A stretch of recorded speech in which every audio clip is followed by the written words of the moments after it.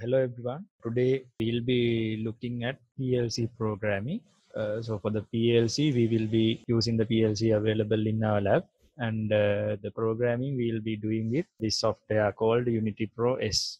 I will go through the steps that are required to program the. Actually, first we'll look at how you can do a ladder diagram with Unity Pro S, and then we look at how you can simulate that ladder diagram using the same software, and finally we look at how we can upload that program to the real PLC and see how that works with the real PLC. So first we'll look at how to set up a project using Unity Pro S for our PLC. For that, first you need to go to File, New, and start creating a new project. And on this window you have to choose the PLC that you are going to program. So here we have to choose the PLC which is available in our lab, the serial number, and also the minimum OS version also you have to select here. So in order to get our specific PLC listed here, we need to click on this show all versions. The PLC we have in our lab is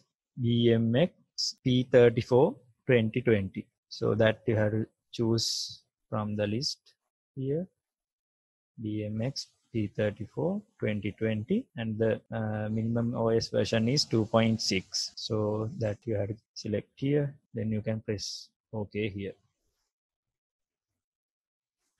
And now it's creating the project for us.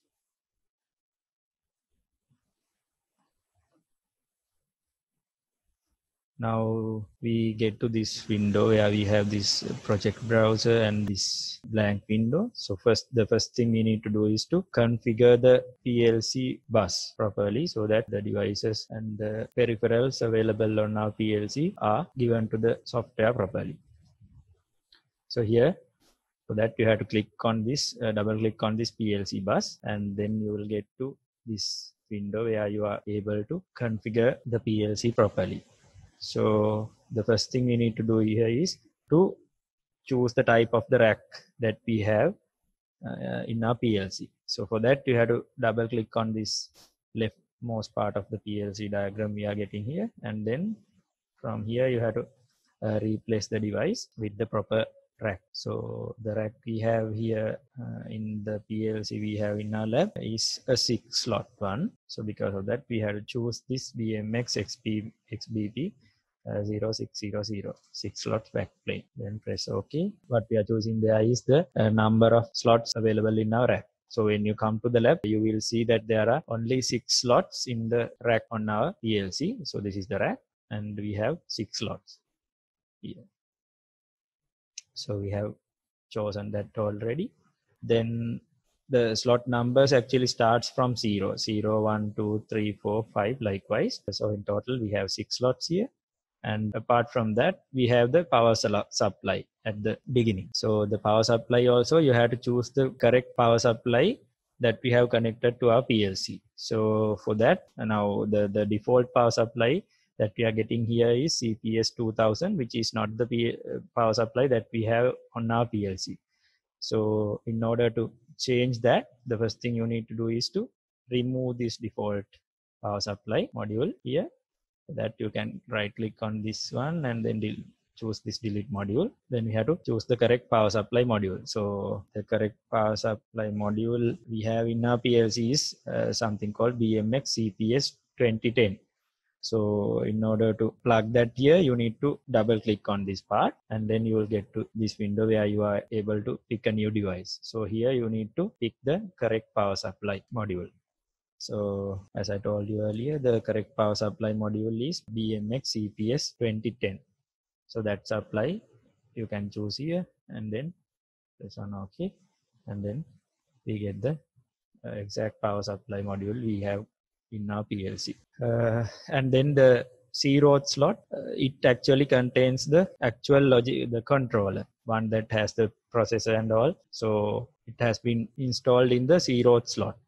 So this actually is the one that we chose in the first, like the new project wizard. So BMX P34 2020. So that already has been added here because we chose that the initial step. So we don't have to replace that. Now in other slots, actually, what we are going to have are the input output modules. Now we have the power supply. So in a PLC, actually, basically you need to have power supply and then the logic controller and also input output modules through which you can get inputs and give outputs to the outside. So these other slots we are going to fill with the input output modules. Now actually in the PLC we have in our lab, so when you come to the lab you will see that we only have two input output modules. The first module we have is for digital inputs and outputs. The second one is for analog inputs and outputs. So the correct modules we have in our lab, in our PLC, we need to select them as well here. So you can add a new module here by again double clicking on this slot, and then you again get to this new device window where you are able to choose the correct module. So as I told you earlier, the first input output module we have connected in the PLC is a digital input output module, and the exact model number and all that we need to choose here. So since it's a digital one, we need to look for it under the discrete list, and there are also the correct module is DDM 3202K DDM 3202K. So this one, so it has 16 digital inputs and 16 digital outputs. So this one you need to choose here. So actually these model numbers and all that you can see them from the PLC. So when you come to the lab, you can have a look at it and look for these module numbers and all that. DDM 3202K, you need to choose that and press on OK, and then it's going to get added here. And now the second slot we have to fill it with the module we have on our PLC. That module is actually an analog input and output module. So that also you can add here by double clicking on this one, and then you get to this new device window, and we need to look that in the analog list. The exact model number is BMX AMM0600. So this one. Now we actually have configured the PLC bus by adding all the devices and modules. Actually all the modules we have installed in our PLC, real hardware PLC. So we are done with that configuration step. Now the next thing we can do is programming the PLC. So as you have learned in the lectures also, there are multiple ways of programming the PLC. The most common way of programming a PLC is by using the ladder diagrams. So here also we are going to look at how we can create a ladder diagram, and then first we'll look at how we can simulate that design, and then we'll look at how we can upload that design to the real PLC. So first of all we need to create the program. Now that you can do by going to this project browser and looking for this program section. So under program section you can see this tasks subsection, and under that you can see this master section where we are going to have the master program. And if you expand this section again, you can see two sections and SR sections. The basic PLC program will be adding that under this sections part. And since we need to create a new program, PLC program, we need to right click on this one and then choose new section. And then you get this new window, and there you can give a name to the PLC program you are going to write. So we'll call it something like pump controller. So I'm going to create a simple pump controller ladder diagram. I have named it like this, and then you can choose the language you are going to use.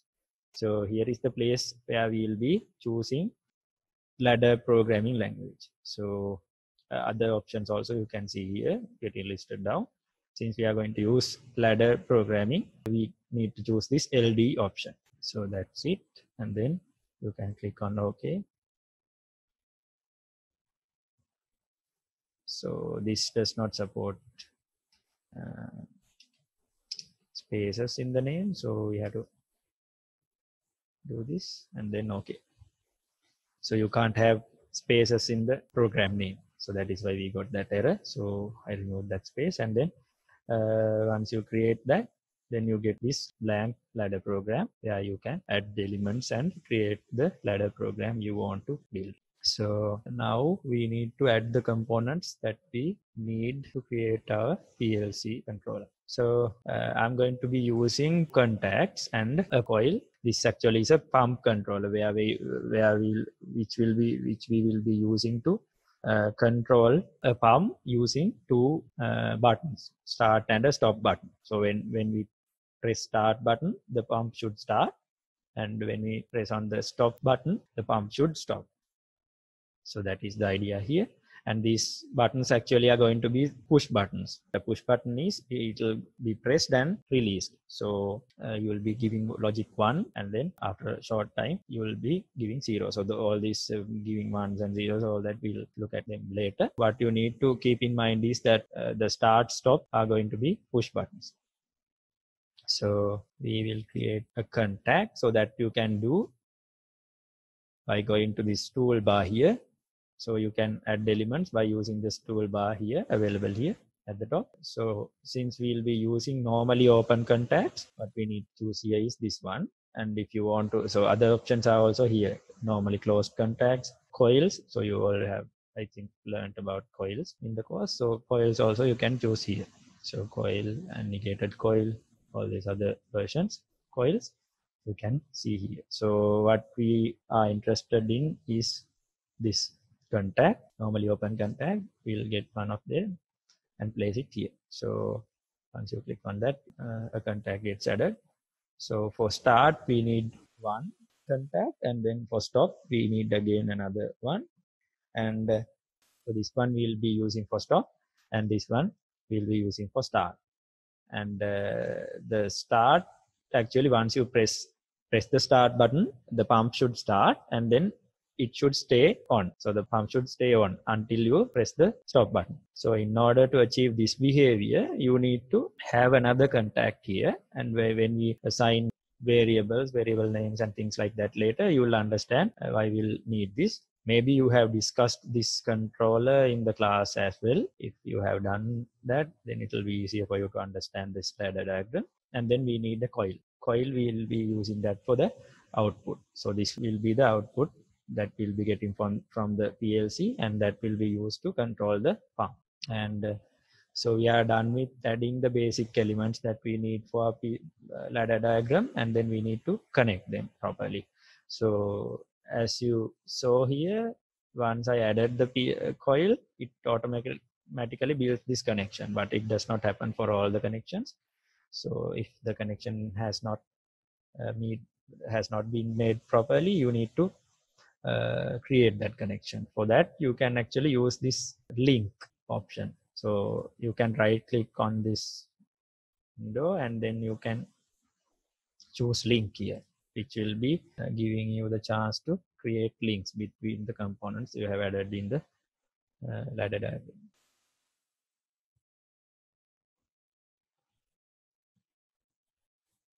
So this link I created.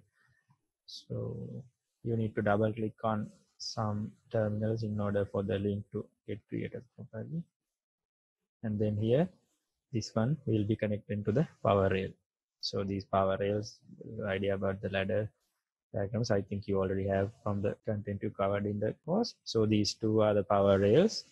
So this one will be the supply voltage. So this will be equal to reference.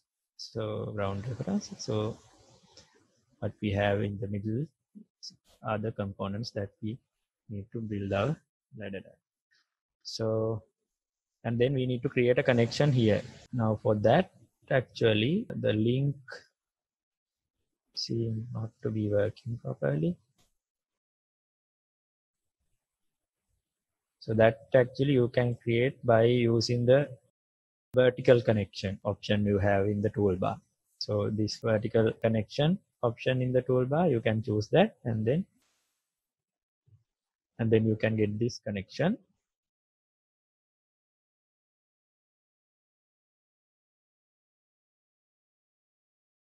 So you can actually play around with this.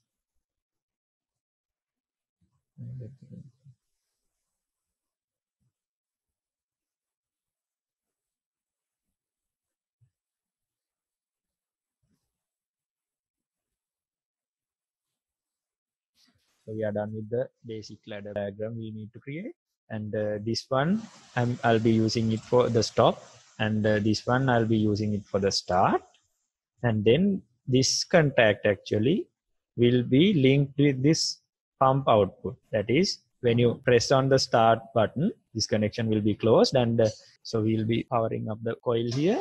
And then once you release this push button also, the power given to the coil should remain the same. So if you did not have this feedback, you will not be able to achieve that touching behavior. So we'll be using the same output that will be giving here as well. That is, we'll be linking these two together. So when we actually assign addresses and variables to these contacts and coils, you will understand that better. Now I told you this one I'm going to use for the stop, and this one for the start. These actually are the inputs that we'll be getting from the PLC directly. And this will be the output that will be taken out from the PLC to control the pump. And this one actually will be, it's an internal contact. So we have not linked this with any input output in the PLC yet. So we are only done with just creating the ladder diagram. Now we need to connect these contacts and coils to real hardware elements available on the PLC. So that is the next step you need to do. Now for this, you need to actually create variable in the Unity Pro software. Now again, you need to go to this project browser, and here you can see another section, variables and FB instances. So you can double click on this one and get to this data editor window. So you'll be maximizing all this. So this is the PLC bus we configured, and this is the pump controller ladder diagram we created. And then we got this variables window by double clicking on this variables and FB instances section, right? So now we need to create variables that we need to use in our PLC ladder diagram. So when we are creating variables, actually we can give the physical address corresponding to the input or the output that we have in the PLC. So that also we'll be doing here. Now for start, I'll be creating a new variable called start. And then the type, since it's going to be a digital input, it's going to have only true or false values. So the type of this variable should be Boolean. Boolean also, you have two options, bool and ebool. So the one that is supported by the PLC we have in the lab is this ebool, extended Boolean type. So because of that, we need to choose this ebool as the type. Now we are done with that. And then the address. So address is this is the section where you can link this variable to a real input or output port available in the PLC. So here this addressing scheme is also important. So how you can address inputs and outputs available on the PLC. So the address scheme is something like this. So maybe I'll annotate on the video and show you. So all these addresses should start with a percentage mark, and then you need to specify whether it's an input or an output, so that you can do. So this is true for the digital input output module we have. Actually, these start and stop buttons will be connecting to the digital input output module on the PLC. So since it's going to be an input, we need to specify that with the symbol I and then rack number.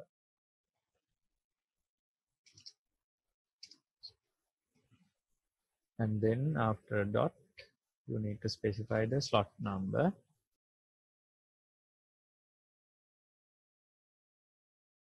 And then the channel number.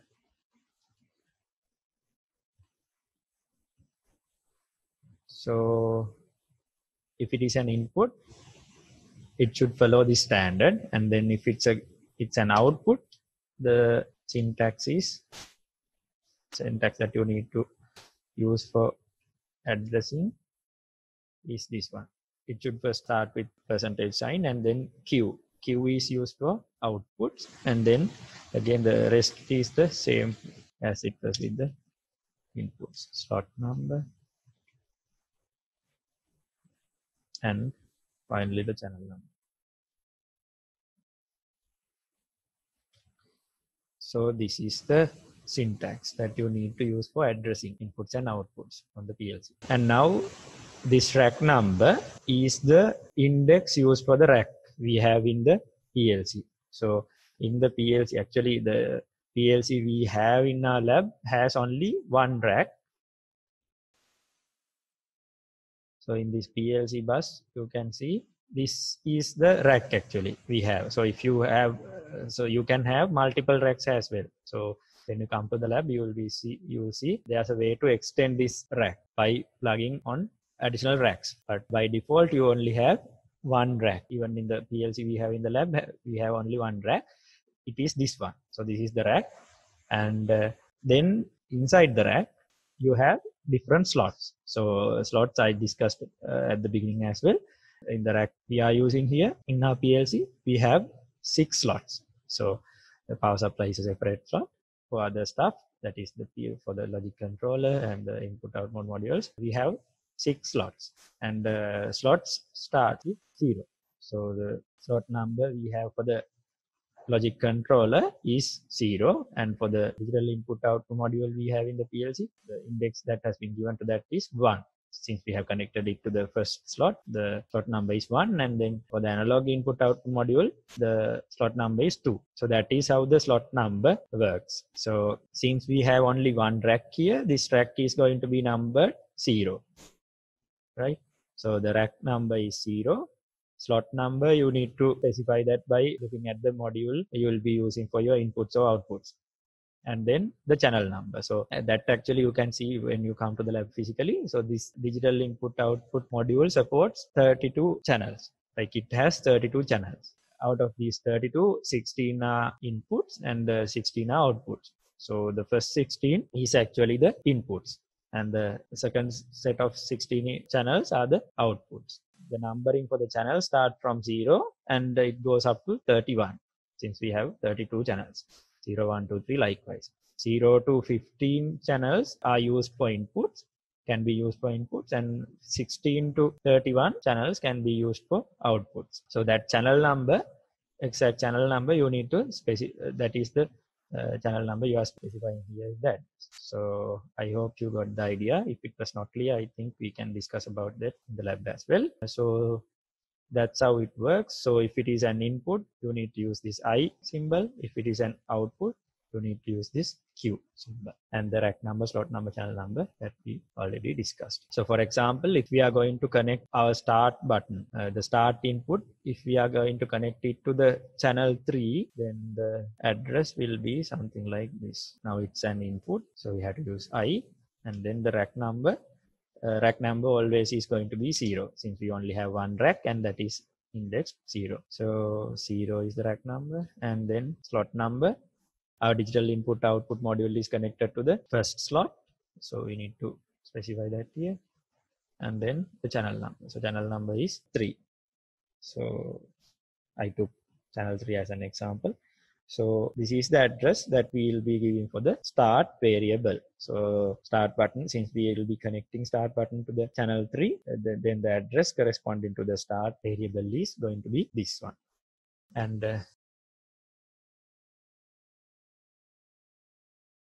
for the stop button, I'll be using the 4th channel 0. So that is so for start, I'll be using this one, and then for stop, I'll be using this one. And for the output, I will be using the first channel available in the set of output channels. That is actually the channel number 16. So Q, we have to use that because we will be using the outputs. The rack number is still 0, since the digital input output module is connected to the rack 0, and then the slot is again 1, and the channel number is, since it's an output, we can use channel numbers starting from 16 up to 31. So I'll be using the first available output channel, so that is 16, and this is used for the pump. So pump output. So this will be actually, this is the this will be connected to the coil that we had in the ladder diagram, and that is going to be an output. The address we will be using is this one, 0116. That is because we will be connecting the to the 16th channel of the digital input output module. So that is it, and now we'll specify all these things in the data editor. And here the address for the start, as I told you earlier, we'll be using address 01.3, and then for stop I need to create another variable stop, and this one is ebool. Again the type is going to be ebool, that is because it's a digital input. And then the address again using the address I 01.4.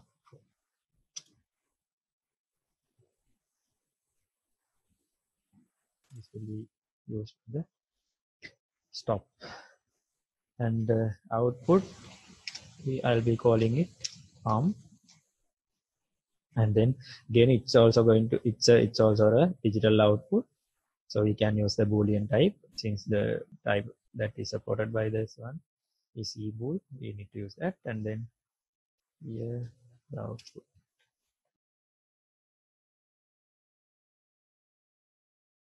So we are done with creating the variables and giving addresses to them, mapping them to real hardware ports. So that we are done with that, and now we actually should link these variables to the ladder diagram we created.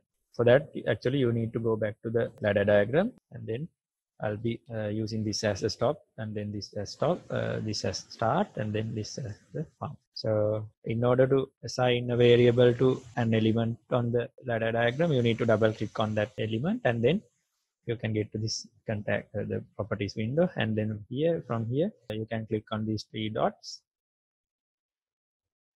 and select the variable we created. So this is why we created the variables first. So when you come to this point, you need to have the variables created by using the data editor. Actually, if you are going to directly use the physical addresses, you can specify them just directly in the boolean expression text box as well. But to organize things properly, actually we will be going ahead with variable names and then assigning addresses to them. So start, we're going to assign start variable to this one, and then apply, okay. And then this one will be assigned the stop variable. So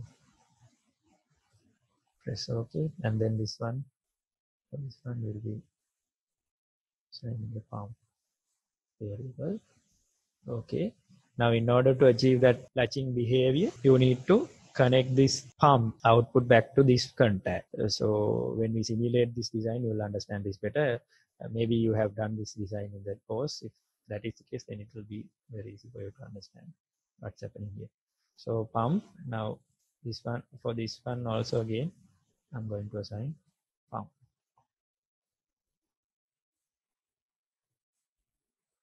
Okay. So that's it. Sorry, I made a mistake. This one told that that was stop as the stop, and this one will be start.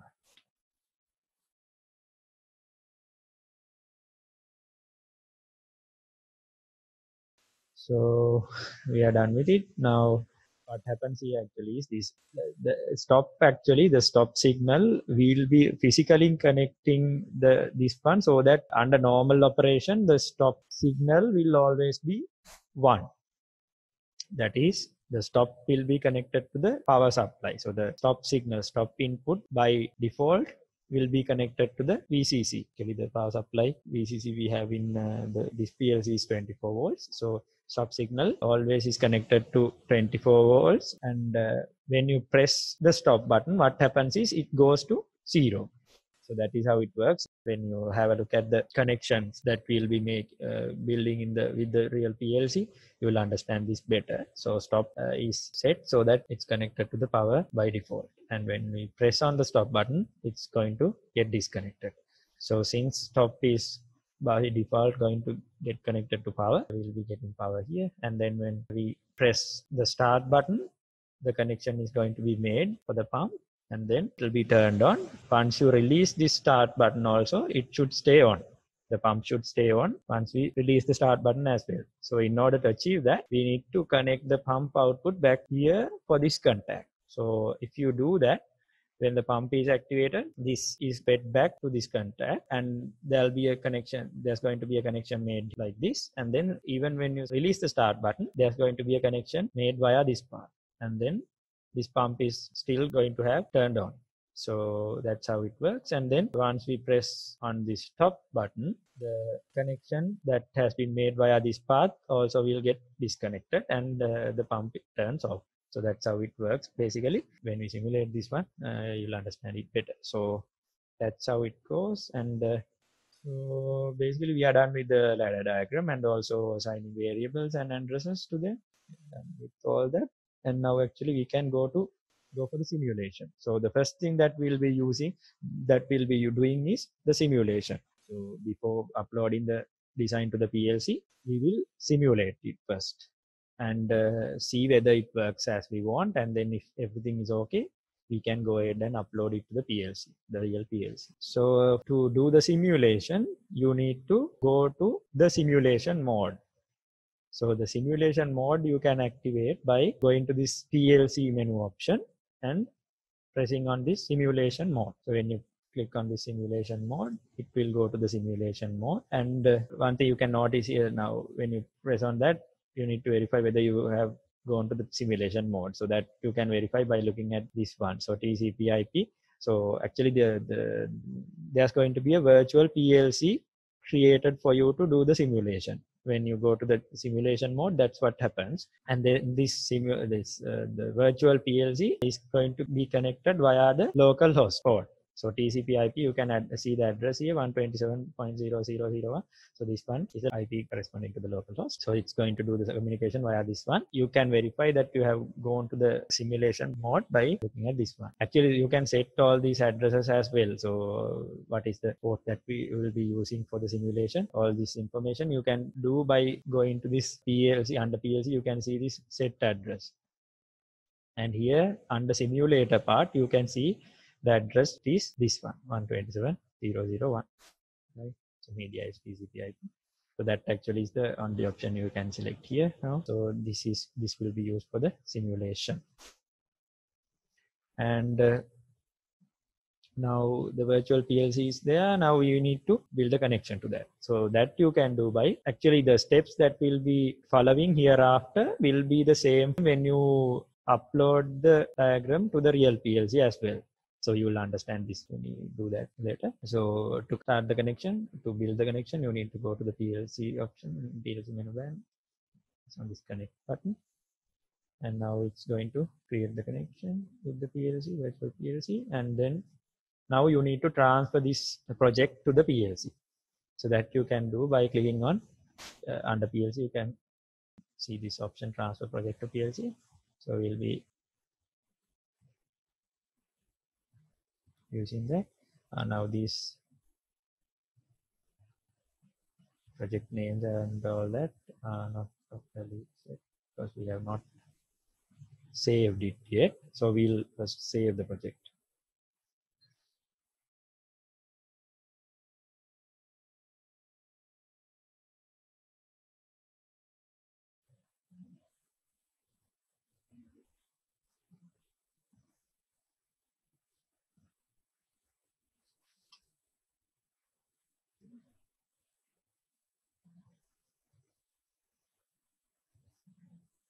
Okay, so we are done with saving the project, and we'll go again and transfer the project, try to transfer the project. Still you can't see the project name here, but it should work actually. Once you transfer the design to the PLC, it will take the design. And also once you transfer the project to the PLC, you can specify whether you want to run the project just after you transfer, or if you don't choose this option, you will need to manually click the run button to run it. So if you want the PLC to run it after you transfer the project, you can choose this option. So we'll keep it unselected, then transfer. Once you go to the transferring step, it asks you to build the project, since the project is not already built. Actually, you can build the project separately by going into this build menu option and do that. If you have not done it yet, it gives you this warning that it's not built, and if you want to build it and transfer, then you can just rebuild all and transfer.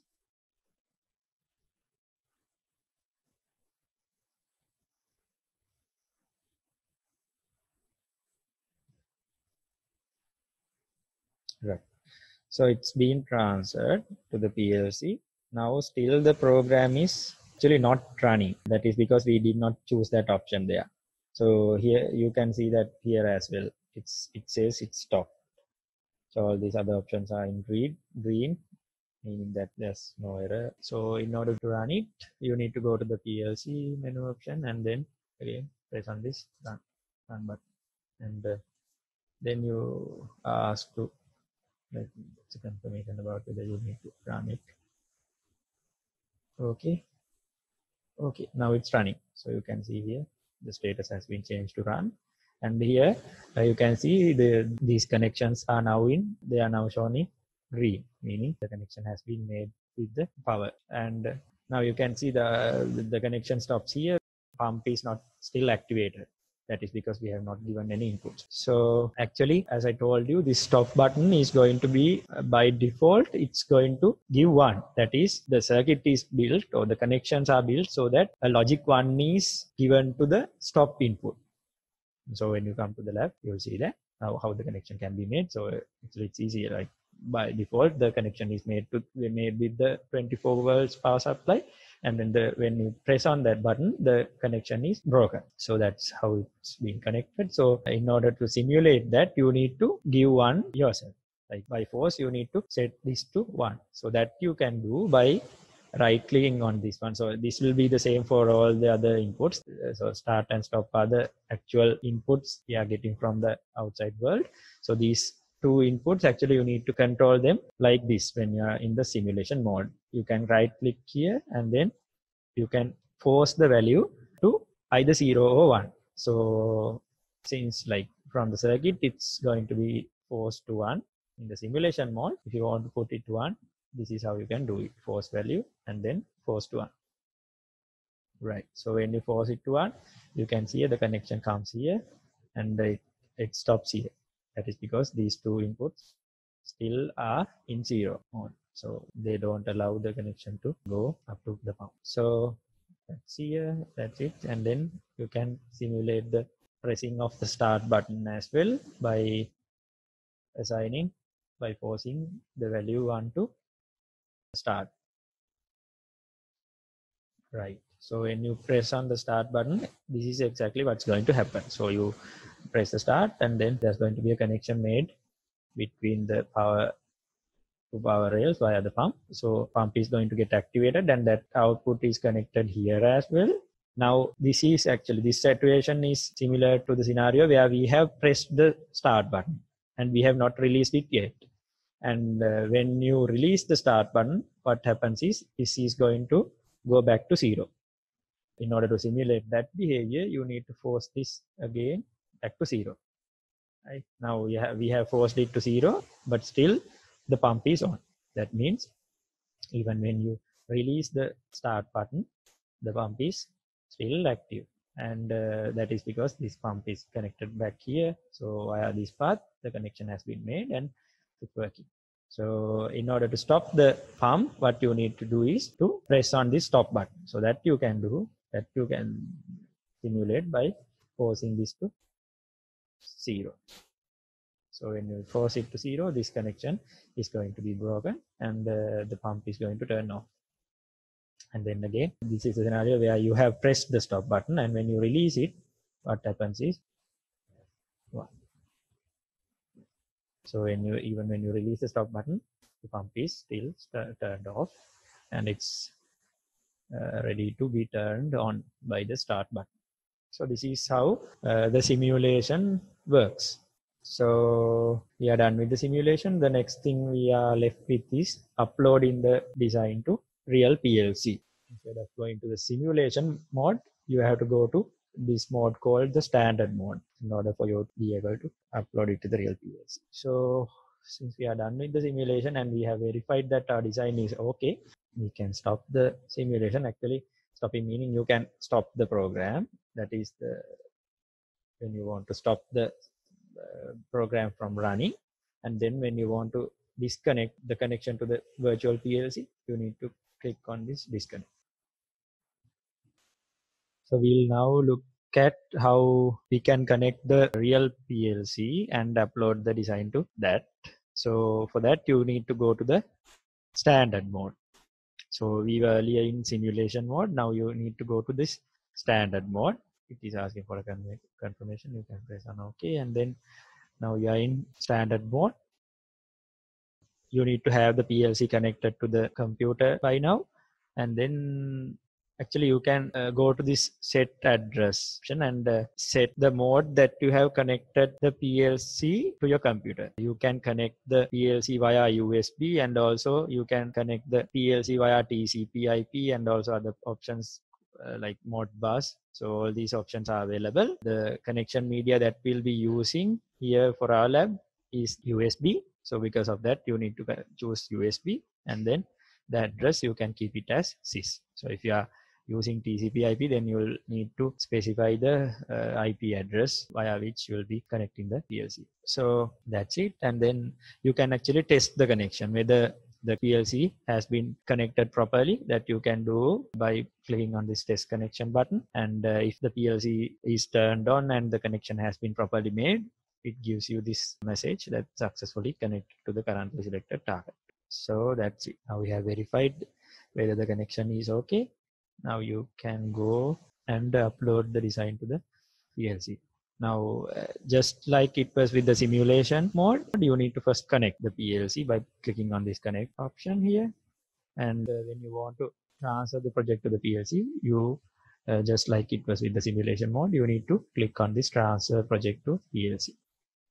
Now actually, since we transferred it earlier, now this project names and all that are properly appeared here. Again, the options that comes after here are going to be very similar to the options that we saw in the simulation mode. So now you can transfer the project, and again you need to build it because we have changed the configurations. We have gone from simulation mode to the standard mode. So because of that, you need to compile it again, and then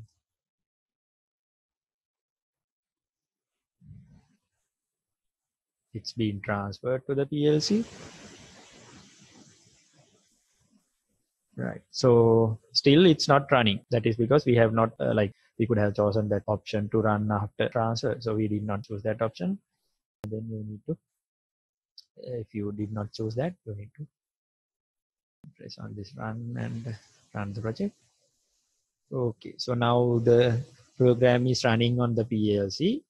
And now, like I discussed earlier, now stop signal by default. The stop button is connected by default to the power supply. So that is because of this reason, the stop contact is closed and this connection is made until up to this point. And then I'll be pressing on the buttons available on the PLC. So those things actually you can do it on your own when you come to the lab and configure the circuit yourself. So when you actually do things in the PLC, those things are reflected in the ladder diagram we have on our computer as well. So that is the nice thing. So debugging and all that, actually it's really easy.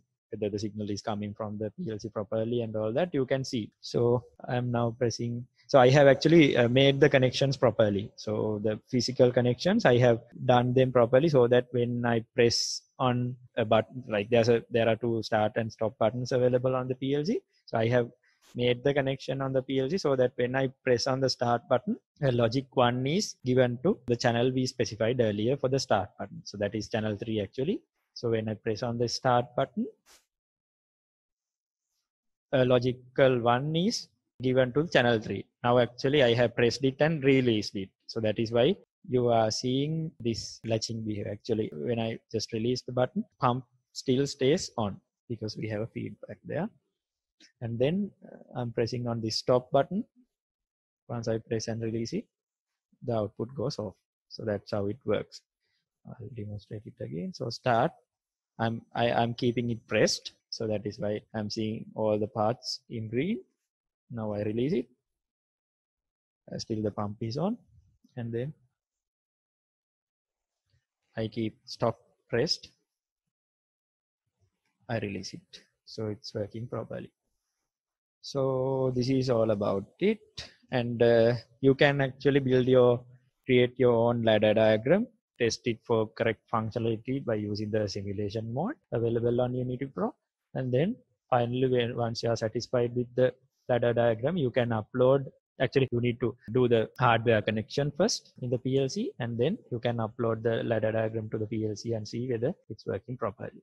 So physically trying out this thing, you can come to the lab in the lab session that will be scheduling and try this out. So this is all about it. Thank you.